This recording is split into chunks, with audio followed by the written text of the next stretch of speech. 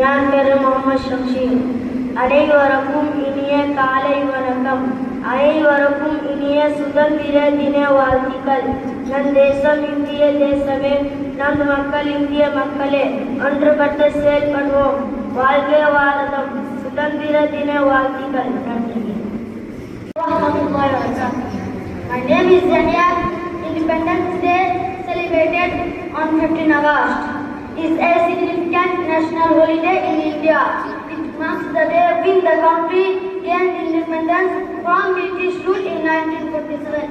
This day reminds us of the sacrifice that courage, development and commitment to free our country from the Britishers. Thank you. Assalamualaikum warahmatullahi wabarakatuh. என் பேர் முகமது சமீர். ஆசிரியர்கள், ஊழியர்கள் மற்றும் மாணவர்கள் சுதந்திர